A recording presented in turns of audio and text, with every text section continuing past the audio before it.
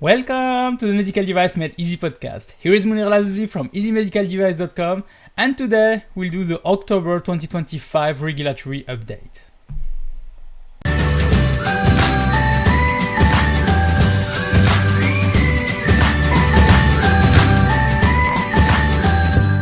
But before to start, so let's first introduce our sponsor, Medboard. So who is Medboard? Hello, it's Antonella here from Medboard. We are proudly sponsoring this podcast, and if you are struggling in keeping up to date with regulatory news and requirements, we have a solution for you. Medboard is the only one knowledge and automation platform for regulatory, clinical, market, and PMS in MedTech, pharma, and life sciences. With our unique approach, we combine extensive global data, software products, and AI solutions for many different processes, from regulatory intelligence to literature reviews, post-market surveillance, work management, and many more. Our platform is transforming knowledge accessibility and process productivity to let you know more and do faster. We are already changing people's lives like you, with proven value from our customers. So just contact us at medboard.com to learn more about us and do a free trial. And now, enjoy this podcast with Monir. So for this first news, we'll talk about Team NB. So mainly what Team NB has done. Team NB, as I've said, is, as we said before, mainly it's the Association for Notified Bodies. And if you looked at previous updates that we have done, we are always looking at mainly the certificates that were issued or issues that notified bodies were finding. And if you remember, the main issue that notified bodies find is incomplete technical files. So mainly this is a big problem because you submit your technical file and they come back to you to say, no, it's not complete. So you have to resubmit or even create new documents or whatever, which can be annoying for notified bodies and annoying for you also, because notified bodies, they have planned some resources, and if they cannot use those resources on time, so it can be a problem. So Team NB, what they have done, they created a paper, a technical position paper mainly about how to complete your technical file, so which is great. So I looked at the document, and yes, it's really explaining mainly in this section of the technical file, you should have that, you should make this, here are the minimum list of documents to be placed on this section or this section or this section, which I hope will help you mainly to then provide complete technical files, because it will be really an advantage for you in terms of timing, in terms also of mainly having all the information that you need. Because imagine now they say, oh, you miss biocompatibility, which I hope you will not miss, then you'll have first to redo all the biocompatibility before to arrive there. So even if you have not finalized to build your technical file, maybe read it just to verify if you have not any test missed or information missed or requirements missed before you are submitting your technical file. So look at this on the show notes and you'll see mainly what are the information that you need to provide. Okay, next one is the legislation 2025 1920, which is about Master UDI-DI. I mean, we already made the joke before. There was UDI-DI, then Basic UDI-DI, and now Master UDI-DI. So what is this Master UDI-DI? If you remember, it's for contact lenses, but it's also including spectacle frames and ready-to-read, ready-to-wear glasses also. So mainly this is because in a contact lens, you have the same shape or the same things, but some parameters are a lot of parameters can differ, but here, if you do follow the same rules as for any devices, you'll have thousands or maybe millions of UDI-DI. So then they say, okay, let's reduce the parameters that we can change for each UDI-DI, and then we call it Master UDI-DI. So here they explain mainly on the legislation what are the different parameters.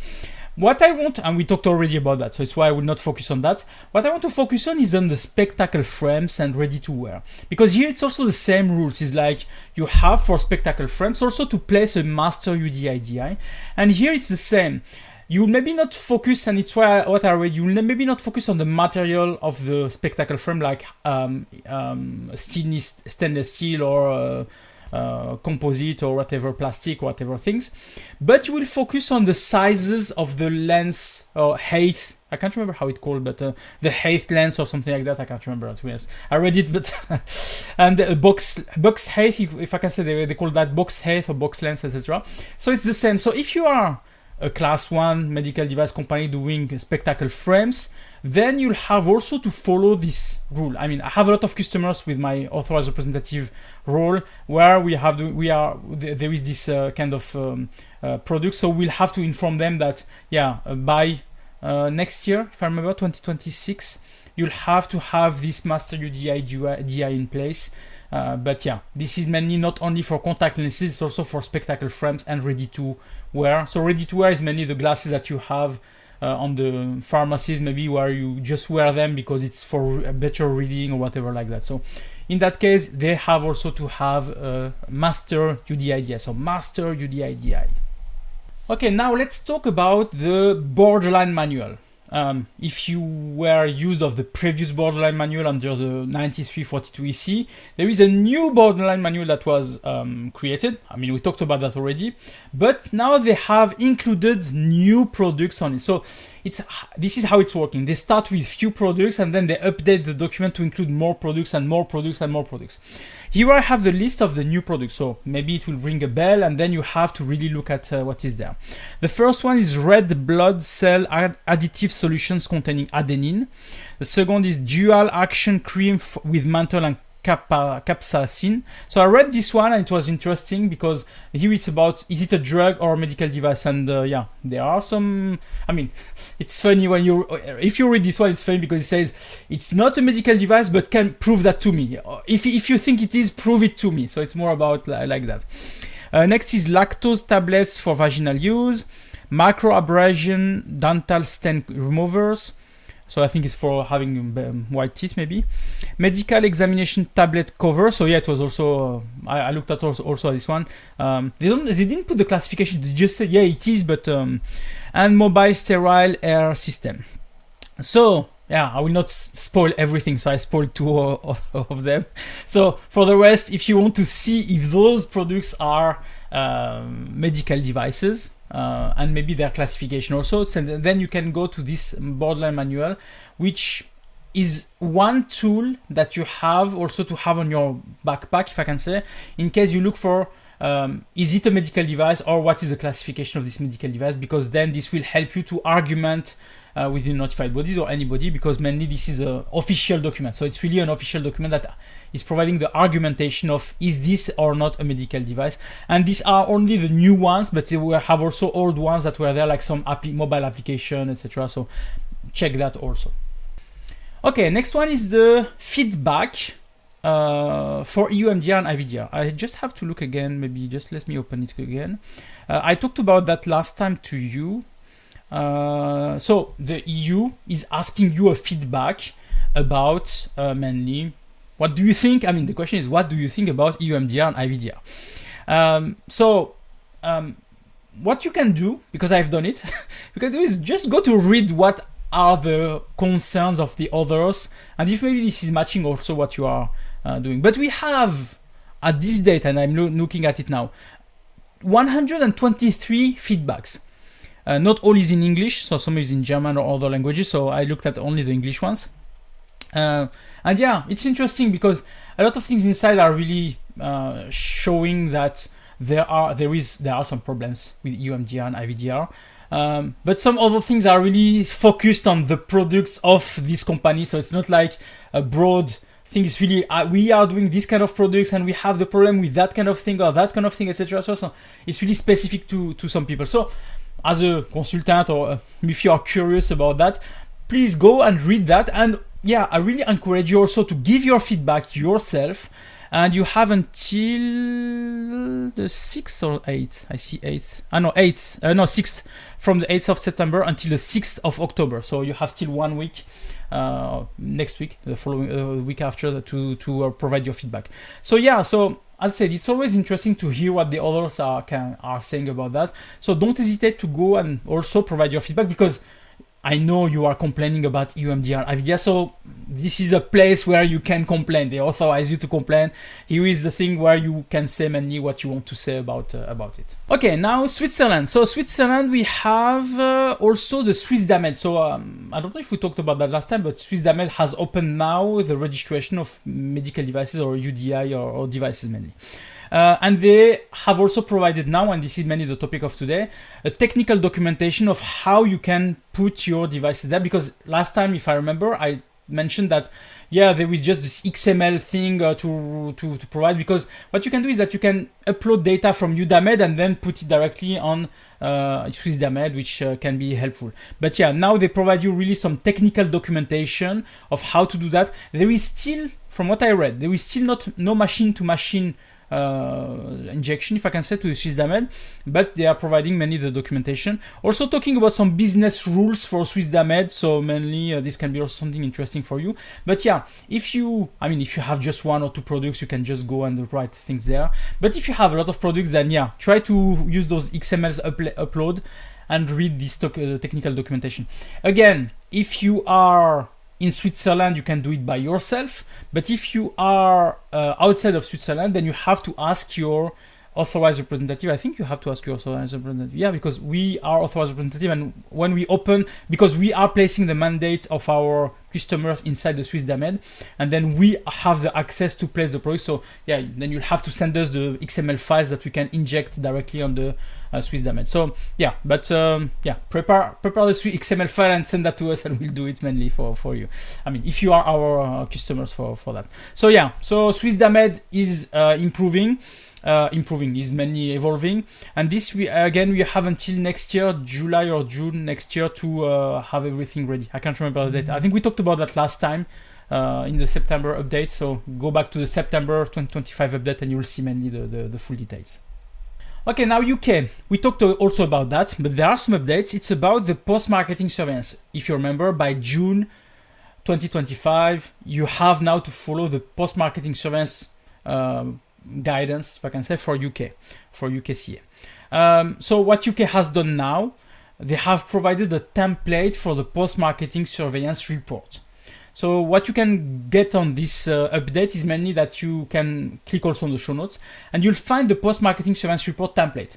The only problem is that they provided that in a PDF format. I say, why have you not made also a Word format that I can just grab and then update or whatever? But yeah, you have the PDF format that you can just transform to Word and then collect all the data that you want to build that. I mean, the process, to be honest, is the same as what we are doing for EU MDR. It's even mentioning the ISO standard 2416, if I remember. Don't quote me. Don't look. Look at it mainly because it's maybe this one that is talking about post-marketing surveillance. So they are following mainly what we are doing in Europe, but there are some maybe details due to UK that you have to include inside your post-marketing surveillance. So check the post-marketing surveillance report template and maybe make a comparison with what you already have for EU MDR and include what is missing there inside your report, so that you can have only one report for all the regions and not have a separate one for UK and one for Europe. If you can have one that is integrating all the data, it's fine, unless there is really some conflicts between both, but I don't think, to be honest, I don't think for that. So check on the show notes. I placed the link for the full PMS information and the second link for the template, so the PDF template that you can just open and you will see, and it's mainly saying on this section you can put this, on this section you can put that, etc. So that it helps you mainly to create your post-marketing surveillance report, and you have to follow that since June, last June. So don't miss that, or don't say, oh, let's do it later, because I suppose maybe the MHA will start to look if people have done that correctly, so they can maybe ask us also as UK rep, because we are also UK rep, to provide that for our clients. So we are already starting to communicate that to our clients, that we need to get the post-marketing surveillance report, and we'll see mainly if we can get that, so that we can show that to the MHRA if they are asking us, because for the moment it's just a request, but we'll see when they will be starting to ask for that. Okay, so last time we discussed about also a new thing that we are doing, which is the magazine of Easy Medical Device, Easy Medical Device Mag. So we have the issue 1 that was released on September and for September, October 2025. I put 2024 here, so it's 2025. And mainly the next issue will come on November 2025. So please go to the page on the show notes. We have now created a page on our website where you can directly go and download the magazine for free. And if you want also to sponsor us or sponsor the magazine, please tell us so that we can also place some advertisement for you on the magazine also. You will see when you open it, there is advertisement also for companies or for even Easy Medical Device, what we are doing, etc. If your company wants to advertise activities or tools or whatever, so let us know, and then we can also provide you some or you can be a sponsor for this and help us also to grow that, because it takes also time to create all those documentation, all those things. We are already working on the November issue, so we have started now to select the articles. We have also started to make some interviews. If you are also interested to write an article for the magazine, let us know and tell us which topic you are interested about, and then we can also issue that. For the moment, we'll do it every 2 months, but maybe in January we'll decide to do it every month, so we'll see mainly how this will be working, because the regulation is really evolving quickly. So don't hesitate to go to the show notes and to click on the link to get the actual issue, and the next one will arrive in November. Okay, so medical device events. So I'm sure, and this is the period actually, there are a lot of medical device events that are arriving, like Team PRC, like Medica, like Afri Summit. I will be at Afri Summit like next week. It will be la rentrée du DM in France, so in Besançon. What else? I mean, there are a lot of events.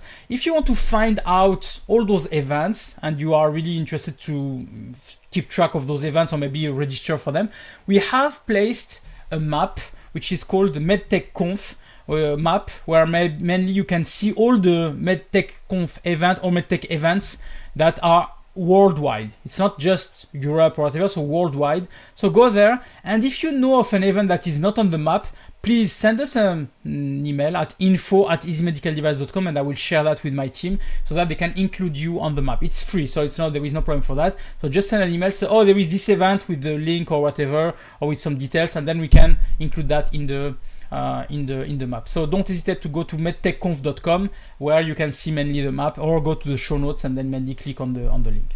Okay, another element we are working on is the Easy IFU for EIFU, Electronic Instruction for Use. So we have released now this software that is mainly managing your EIFU.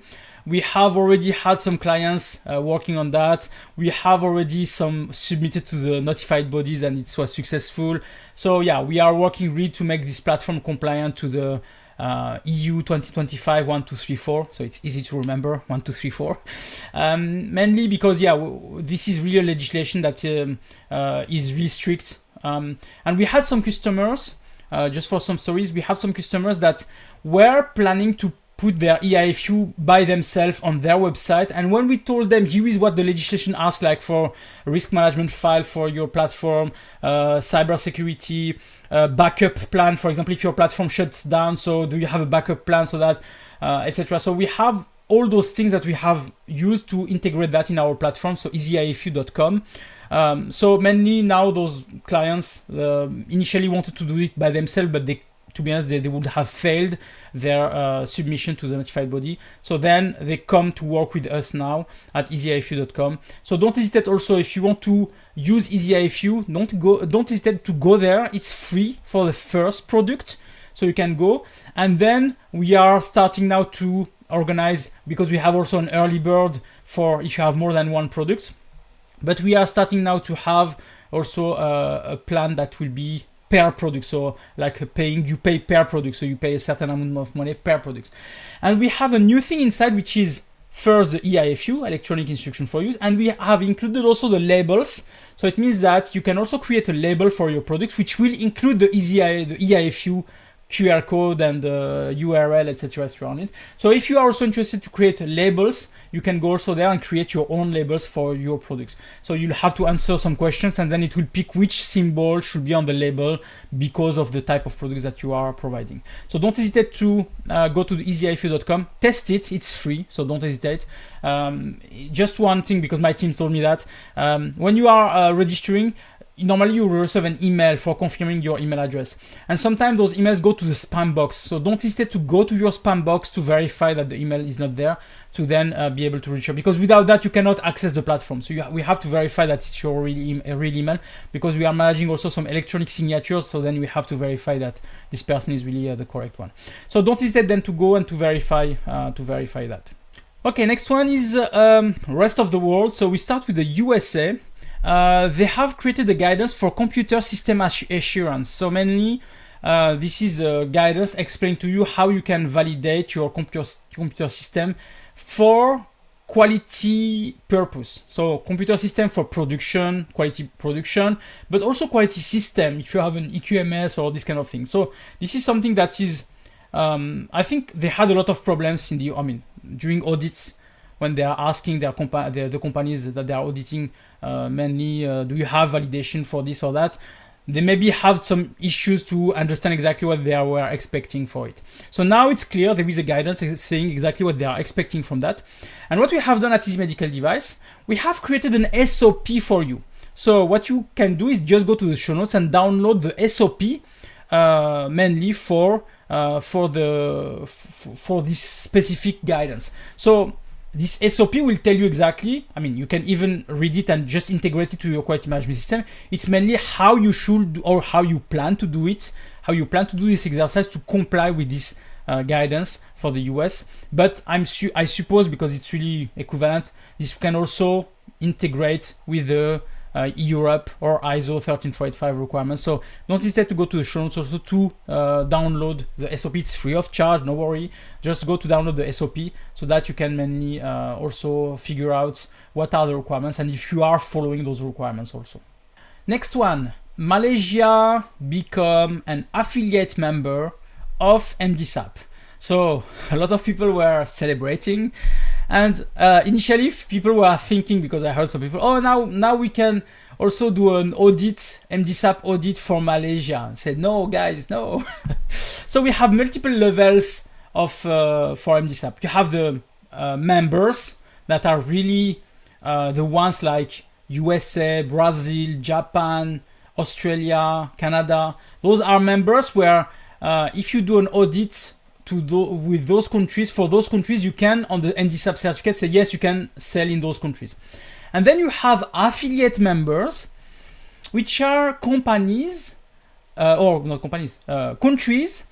recognize the MDSAP certificate. So it means that if you have an MDSAP certificate for whichever country there is there, mainly they will recognize the certificate for Malaysia in that case. So mainly this will help you to register your products in Malaysia more quickly, because they are recognizing the audit of MDSAP. The only point that I'm not sure, because it was not clear, there was this announcement, but I still have to deep dive maybe on this. The point is that MDSAP has the general section for ISO 13485 for everyone. So everyone should follow ISO 13485. It's why also the QMSR now with the US will be aligned with that. And there is for each country then on the MDSAP specific country requirements. So it means that if you plan to sell in US and not in Australia, Japan, whatever, you can say my MDSAP certificate will be for US and not for the other countries. And then you will be audited for the US requirements with specifically country requirements. Now, Malaysia says that they will recognize that, but I suppose they recognize that only for the ISO general requirements and not mainly for the rest, which is fine. It's just that, it means that they will not look mainly at the country-specific requirements of US, Brazil, unless it's matching with what they are doing also. So, this is just how they will look at that, or how they will accept that. Is it only for the ISO 13485, or it's also for some country-specific requirements that are used there? But just to confirm again, yes, congratulations Malaysia, you are now an affiliate member of MDSAP. But for people that are trying to understand what's happening there, it means that if you go to Malaysia, if you have an MDSAP, it will accelerate your registration with the Malaysian authorities, which is authority that is now growing also in terms of regulation, so you can really rely on what they are providing there. Okay, next one is Australia. Australia has made an update of the essential principle checklist for Australia. So it's comparable to the GSPR for EUMDR. So it's a checklist of what you have to do or the essential requirements for MDD. And they have made some small updates, but they updated the template. So if you are using this template on your quality management system, then you have to re-update the template. I looked at some of those changes. They have added a column, they have added the product at the top to say which product is there. I mean, it's something that we had already on the GSPR, but they added some few things. So take a look again if you are registering in Australia, if you have a template for Australia. So there are some updates on the templates. So it's just a small change, but I prefer to tell you so that you can make this change and not miss it for the next registration or any updates that you are doing on these essential principles. Next, Egypt is providing a guidance to import your devices to Egypt. If you are importing a medical device, an accessory for a medical device, or an IVD or laboratory device, mainly you have 3 guidances that are now available for that. And the guidances are really great. I mean, they are showing exactly the different steps, what you have to do, what you have to ask with some graphs, etc. I know that previously we had some discussion about Egypt and we said it's really complex because things are complex always with some countries, but here I think it's clear. It's really showing the different steps, how to do, etc. So don't hesitate to go again there. If you are a medical device company outside of Egypt, try to register in Egypt or to import to Egypt. Here are the different steps that you have to follow, and there are 3 documents, so I placed them in the show notes also so that you can select the one that you are specialized in, and it's in English, so because I was also afraid it's in Arabic, but no, it's in English, so you can just look at that. And if you are also going like me on November to the AFRI Summit, then you can also meet the EDA there, the Egyptian Drug Agency, where you can mainly provide or your question also to the EDA if you have some question during the conferences. I mean, during the AFRI Summit, you'll have all the African authorities mainly, so it can be also a good place if you have some question for specifically Africa authorities, but here we talk mainly about Egypt, so if you have some question for Egypt, you can also go there and ask your questions. Okay, now podcast nostalgia. So mainly what happened this month on the podcast. So first we have the episode 353 about cybersecurity medical devices. So mainly this episode was not for you to be an expert in cybersecurity, but more for quality and regulatory affairs people to understand what is their role on all this. Because when I talked sometime on with some quality and regulatory affairs people, they say, oh, but it's not my job to do that. Cybersecurity is the job of IT or whatever. I'm not an expert. It's too technical for me, etc. And then I say, yeah, but you have a role to do there, maybe to guide or to explain or to track or whatever. But you have a role. So this is mainly what I'm explaining on this episode. What is the role of quality and regulatory affairs when you are developing a software with a software as a medical device or software in a medical device. Also, even if it's a software in a medical device, you have still some role because there can be some cyber security threats also. So check this episode for that. Next episode 354.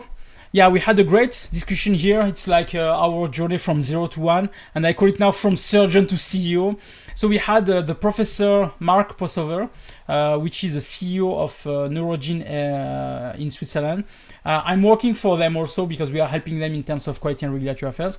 And then the objective here was really to explain the journey, because we have a lot of companies or people that are willing to create their own device or their own company. I say here it's possible. Here we have the example of Mark Possover, which was really a surgeon only, and this one day he tried to find some neurostimulator for his activities, and nobody wanted to follow him on providing that, so they say, okay, nobody wants to do that, so let me create it myself. And then it's how it started the company Neurogene AG. So it's really a great episode. So if you want really to learn how you can bypass or pass some of those steps to create your startup and how you can do that not only by yourself but with the support of many other companies.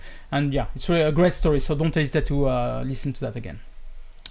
And the last one is the episode 355, which is an important episode again on software as medical device, because this field is really growing and growing, but people try to do exactly what they were doing with general devices through the software, which is not working.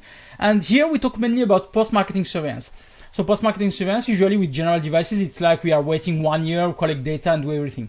Here, no, you have a different strategy to follow because it's a software. So you can have a live access maybe to it. You can directly collect some indicators, some data, then create indicators, etc. and identify immediately some potential issues or things that are happening. So you have to treat the post-marketing surveillance differently than a general device. So this is mainly what I'm talking about on this episode also. Okay, so thank you for listening to this episode. Again, Easy Medical Device is a consulting firm helping you for anything about quality and regulatory affairs projects. We can also be your authorized representative in Europe, UK, and Switzerland. We can be your importer in Europe and Switzerland. We can also help you for market access. We have access to multiple markets like South America, North America, Middle East, Asia, Australia also. So don't hesitate to let us know, and then we can also help you to access the markets. We are now growing in terms of partnership with the different regions. So tell us what you need and we'll try to help you. And again, if you need also an eQMS, electronic quality management system, you can then contact us because we are integrating with Smart Eye from SQ Technologies. So Smart Eye is an eQMS that is also possible to use for your medical device company because it's specific for medical devices anyway. So then let us know. And if you need anything about electronic instruction for use, then go again to EIFU. Okay, it was really a pleasure and I hope it helps you. And don't hesitate to send me a message at info@easymedicaldevice.com, info@easymedicaldevice.com, sorry, if you have any questions or if you have any idea of maybe some guest that wants to come to this podcast. Okay, thank you very much and I wish you a nice day.